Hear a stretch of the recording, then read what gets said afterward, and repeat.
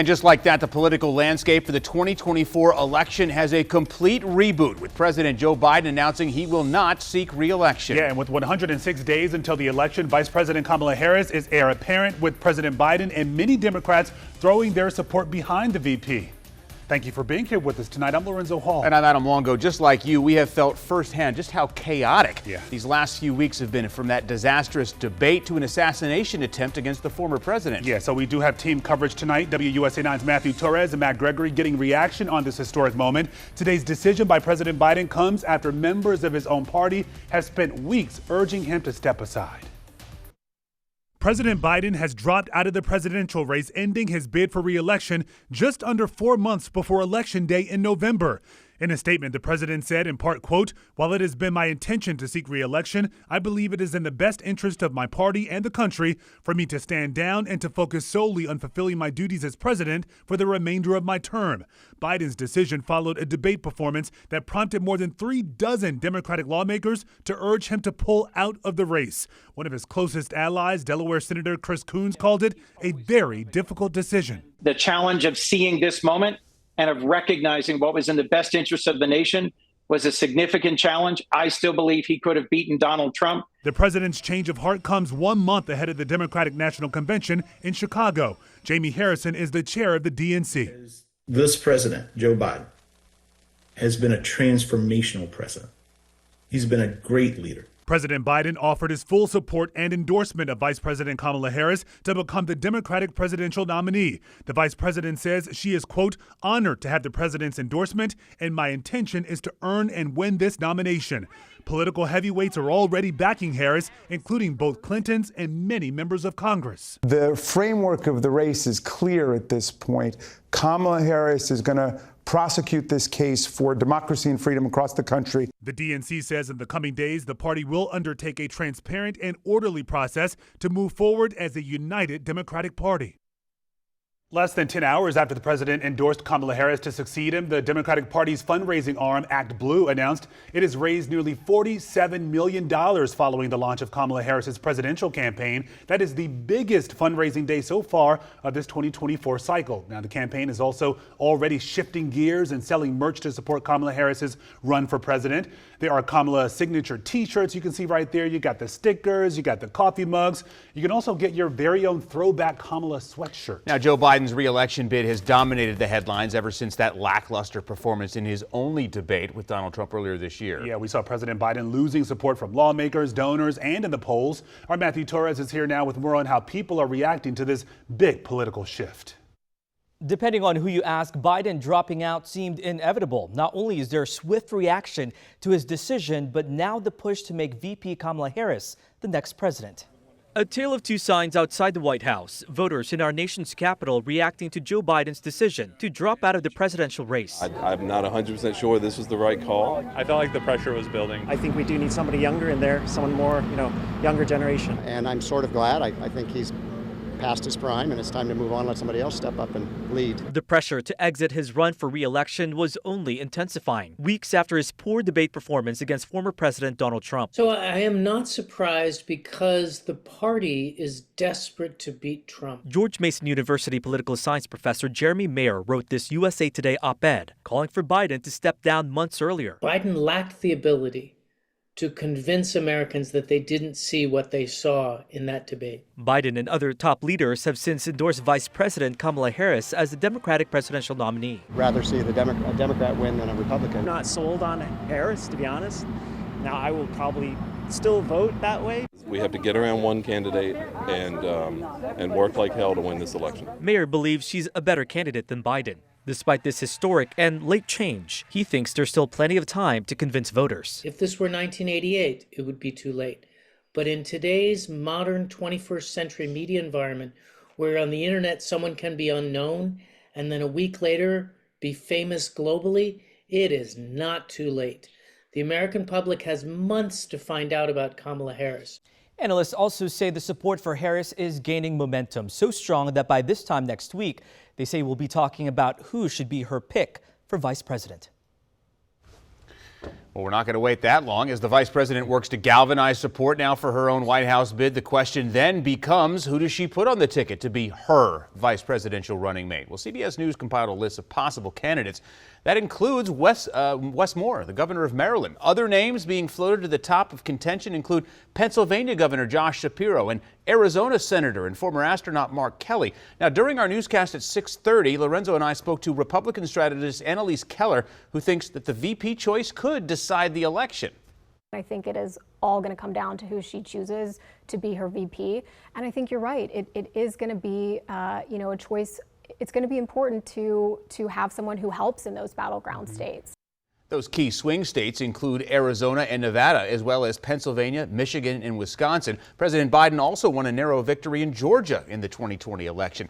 Now, the director of UVA's Center for Politics, Larry Sabato, believes the VP nominee could be a big opportunity for Democrats. Pick a candidate who might help her win a big state in the Electoral College. Obviously, Vice President J.D. Vance, or Vice President nominee J.D. Vance, doesn't win a state for Trump because Ohio was already in Trump's category. So Harris could actually get a leg up if she chose to do that.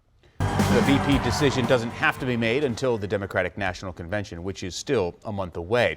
Delegates at that convention are free to vote however they'd like, but state party chairs and local leaders are already closing ranks around the vice president. I spoke earlier today with Montgomery County Councilmember Will Jawando, who is a Maryland delegate to the DNC, and while he pledged his full support to Kamala Harris, I also asked him about the growing number of Republicans who are saying that if Joe Biden isn't well enough to campaign, that he should resign the presidency immediately. The president continues to be president. He's doing well. He held an extemporaneous press conference a few weeks ago, talking about a range of foreign policy issues. He had a great appearance at NATO. He will serve out his term as president in a dignified way and is qualified to do so. President Biden is set to meet with Israeli Prime Minister Benjamin Netanyahu this week and then make a statement on his decision to drop out of the race. That is expected to come later this week. Meanwhile, tonight, former President Trump is reacting to President Biden's decision to end his re-election bid. The Republican presidential nominee posted on Truth Social that Biden was not fit to run for president and is not fit to serve. Trump claimed that Biden only won in 2020, quote, by lies, fake news, and not leaving his basement. The former president went on to say Biden's doctor and the media knew he was not capable of serving 4 more years. Now, Trump goes on to say he'll fix the damage done by Biden's administration and will make America great again, end quote. Now, as reaction continues to pour into Kamala Harris becoming the likely Democratic nominee, younger voters, they have been out celebrating. Yeah, our Leslie Moreno, she went out and visited with many of those and who are feeling a newfound sense of optimism now that Biden announced he is stepping down. Leslie. People have been celebrating President Biden's endorsement of Kamala Harris all night. We are currently standing outside Bunker Club here in Northwest D.C., where people are raising a glass to Kamala. Tonight, people here are celebrating with special Piña Kamala coconut shots to mark the occasion. Now that President Biden announced he won't be running for re-election, all eyes are on Vice President Kamala Harris. We've seen an outpouring of support for her here in the district. Kamala Harris is a Howard University alumni. She's an AKA, and people are just excited about the possibility of electing the first African-American woman as president. Feeling hopeful. I actually came out today to kind of celebrate the fact that Kamala is probably now going to be the nom.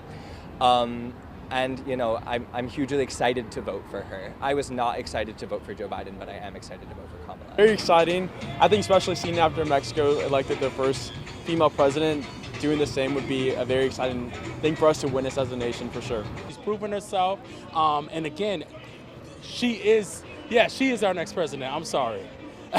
You're celebrating that? Celebrating that very much so with my friends. You can certainly feel the excitement and the optimism from people out here. The word we kept hearing tonight is hope, hope for our future and hope for our nation.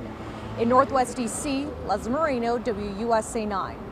All right, when big breaking news happens, misinformation, it just starts spreading almost instantly. Here at WUSA 9, it's part of our mission to make sure you have all the facts. That's why we have a team dedicated to debunking false claims that are making the rounds online. Our Matt Gregory looked into some of the claims that were made just after Biden's announcement. As soon as the information comes out, you know the political spin machine is on full blast. So let's get to 3 fast facts to clear up. First, there's a few online claims that suggest President Biden is stepping down or that he needs to. Guys, this is false. As his statement explains, the president is dropping out of the presidential race, but he is not resigning, nor does he need to. In the 20th century, both Harry Truman and Lyndon Johnson dropped out of their presidential re-elections, but both still served out the remainder of their terms. Next, Kamala Harris. Guess what, guys? She is not guaranteed to be the presidential nominee for the Democrats. We've seen support from across the Democratic Party for the vice president, but listen, it's important to note that does not automatically make her the candidate for the Democrats. And that information comes from the Democratic Party rules and political expert from George Washington University, Casey Burgat. And so unless they do something different in terms of basically providing her the nomination or she goes unchallenged, then she has to go into the convention next month in Chicago and win the primary at the convention floor. Which brings us to the last claim, this one from Speaker of the House Mike Johnson on CNN talking about Democrats replacing President Biden. I think they've got legal hurdles in some of these states, and it'll be litigated, I would expect, on the ground there, and they'll have to sort through that. They've got a real problem. Now, this claim is true. Just ask University of Virginia political expert Larry Sabato. Well, since there are millions of lawyers, there's always the possibility of a lawsuit anywhere about anything. At the same time, a Republican elections law attorney told me it's dependent on the timing and the process of how Democrats come up with a nominee. So while it is correct to expect legal challenges, he said it was too early to know the specifics. Now, Sabato agrees, but he doesn't think any of these lawsuits would hold water. It would be a big mistake for Republicans to spend time and effort and money trying to keep the Democratic nominee off the ballot. It just seems fundamentally unfair to most people. For Verify, I'm Matt Gregory, WUSA 9. Well, you can count on WUSA 9 to be all over this seismic shift in the 2024 presidential race. For updates anytime, just download our free mobile app to your phone. You can also watch us anytime for free. We're streaming on WUSA 9+. And we're following a lot of other news tonight. There were some major backups on the Beltway today after a truck you see right there slammed into an overpass. How this happened, and we have an update on some of the repairs. Also, a train derailment leaves behind this big mess in one Virginia neighborhood. A closer look at the damage still being cleaned up at this late hour. Hi, Michaela. Hey, Lorenzo. Well, just minutes ago, I issued a weather impact alert for today and tomorrow.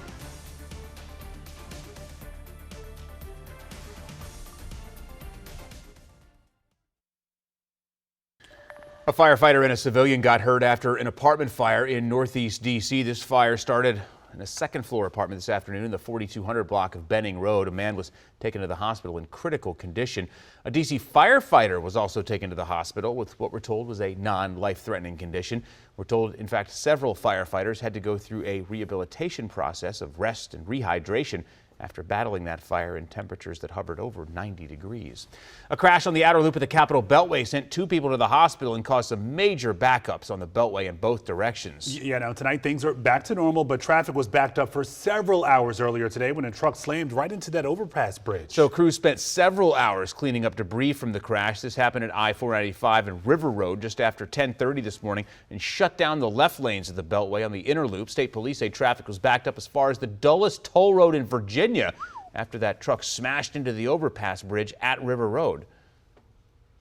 The mechanism of injury was the truck crashed into the front of the vehicle, airbags deployed. The patient said he didn't lose consciousness and he's only complaining of scratches on his arms and legs. Fortunately, Maryland State Police say there is no known structural damage to that bridge. Yeah, and tonight the cause of that crash is still under investigation. Well, we have an update now on last night's freight train derailment in Fredericksburg, Virginia. So right now, crews are still trying to figure out what caused 5 rail cars to leave the tracks and then slam into 6 garages. Our Jacqueline Quinn gives us a better look at the damage and has the latest on the investigation. Fredericksburg Fire Department tells us just before 9 Saturday night, a freight train derailed, causing 5 rail cars to fall into the sound barrier. That then fell onto residential garages that backed up into the wall. An estimated 6 garages were damaged. We have determined that there are no injuries. We just have the property damage to the wall and to the residential garages and whatever damage to the CXX freight cars. There was no hazardous materials cars actually that derailed. We did have some in the actual line, but they stayed on the rails. They stayed upright and they are not leaking. So they don't pose a hazard at this point. You can see, you can see more of the damage, now. I was trying to see if I could see the car that's underneath it. But right now, no. It's nice to see that CSX has already moved the train itself. It's a little weird now thinking like that this kind of has happened here, because I've heard, like, especially last year in the news, all the derailments, and I was like, that can't happen here. And here it is happening here. Now, what caused this crash? We still don't know at this point. It's still under investigation. In Fredericksburg, I'm Jacqueline Quinn for WUSA 9. WUSA 9 Weather Impact Alert is sponsored by Morgan & Morgan. So we've got kind of a good news, bad news situation here, right? Not Absolutely. too hot of a temperature swing, but comes with a chance for rain. But a we good need amount that, of rain. right? Absolutely. We are in a drought for a large portion of our region. So much needed rainfall and a much needed cool off. And here's another good news, kind of good news, bad news. We've been in a pattern for what feels like the entire year. Forever. Where our weekends are so soggy and the week is so nice. Well, this week it's a flip-flop. The week is going to be pretty soggy and the weekend is looking nice. All right, let's talk about your weather impact headlines. So right now we are expecting to see some showers and potentially a few storms for the first half of the week. Now, right now, your alert is mainly just for Monday, but be sure you check in with Jonathan tomorrow morning. We'll have more details on whether or not we are going to call that alert for your Tuesday and Wednesday as well. The Storm Prediction Center does not have us in a risk for severe weather any day for the start of the week, but there will be enough rain that it could cause some slowdowns for your traffic. Maybe you have to move some of those outdoor plans inside. So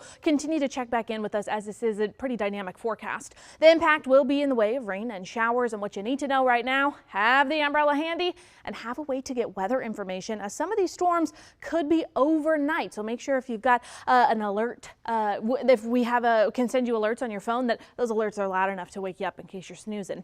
All right, here we go for your Monday forecast. High temperatures only making it into the low to mid 80s. We'll see a few showers early in the day and then increase that chance for some storms as we head towards the later part of the afternoon and evening. Our most recent model data actually has improved the rainy conditions for the DC area for your Monday. Let me walk you through what it's showing. As we get going right around 6 a.m. on Monday morning, notice just mostly cloudy skies, a few stray showers. Those showers continue to progress along that I-95 corridor for most of us. So keep in mind, if you commute maybe a little bit later in the morning, you'll run into a few of those sprinkles. Those will continue through lunchtime. We'll get a brief break in the rain before the cold front that's bringing some more of this wet weather starts to line up. Now, this front's it's been a little sneaky. It's had a good amount of energy and then it's taken its energy away, and then it's had a little bit more. So right now what you need to be aware of is the I-81 corridor will see the most energy from this system, and then depending on if it hangs on to that energy, we could see a few additional storms in DC. But right around 9 o'clock, the I-81 corridor lining up with showers and storms. You'll probably get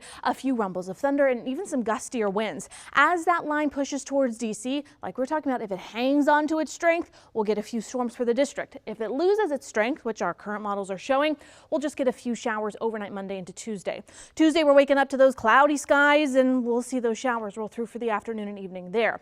As far as our severe weather threat goes for your Monday and your Tuesday, very low, almost zero. I will keep that chance for storms in there, but as of now, it does look like Monday will be your day for widespread wet weather, and Tuesday, Wednesday, those showers and storms become much more scattered in nature as our temperatures climb back to the upper 80s. So again, what you need to know right now for the week ahead, the key timing for most of this wet weather and the showers and storms will be for your afternoon hours. It's going to be isolated in the chance for those storms, but you got to have an umbrella and have a way to get weather information.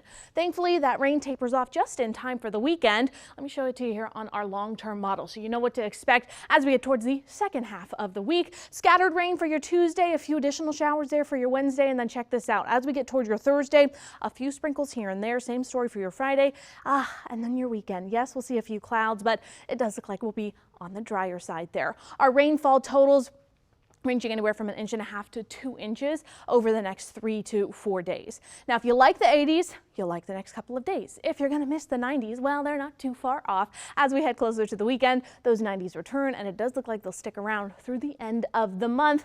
If you can believe, we are already heading towards the end of July. All right, your 7-day forecast here. We've got a couple home baseball games for you Tuesday, Wednesday, Thursday. If you're headed out to any of those, keep a close eye on your tickets just in case those storms get in the way. Have a way to get weather information all week long. All right, Michaela, thank you. So you may have heard, if not, pay attention. WUSA 9 is the official Commanders station. How the team is preparing ahead of their training camp at Commanders Park.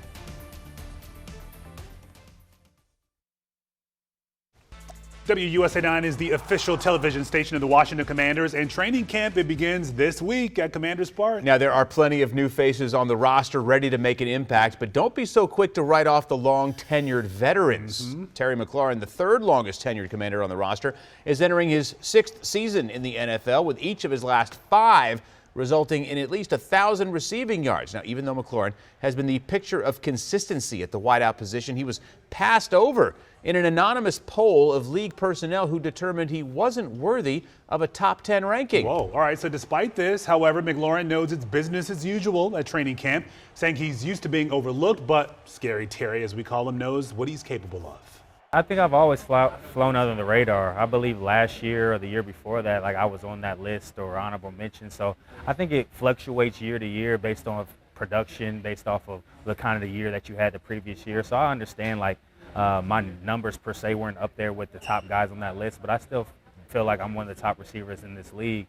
And, you know, I'm just looking for the opportunity to be able to show that. So I wouldn't necessarily, it motivates me like I'm going out here, I got to prove these people wrong, because I know who I am and I know what I bring to the table.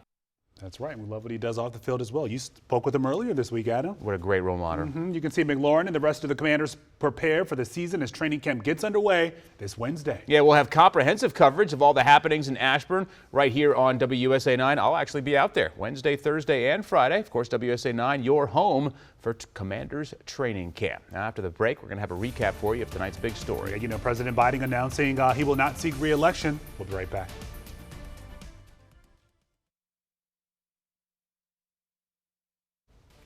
Back now to tonight's big story. Today, President Biden announcing he will not run for a second term. The president saying in a statement he believes that it is in the best interest of the party and the country for him to stand down. The president says he will serve out the remainder of his term. He has also endorsed Vice President Kamala Harris to be the Democratic Party's nominee. We are expected to hear more from the president sometime this week. Stay with us in the days and weeks ahead for updates anytime. Just download our app on your phone. You can also watch us anytime for free streaming on WUSA 9+. All right, Michaela, back here with us now. We got to get ready for a little bit of rain. Let's get into the work week. It is going to be a soggy week. Some of us might even have a little bit of a soggy commute to work, so keep that in mind for your Monday morning. We're already starting to see a few of those showers sneaking into some of our far southwestern counties, places like Harrisonburg along I-81. You're starting to see a few of those sprinkles, and that's only going to continue as we head into this next week. So keep in mind this week you need to have your umbrella and you need to have a way to get weather information, as we could see a few storms, and some of them could be overnight, Monday into Tuesday. So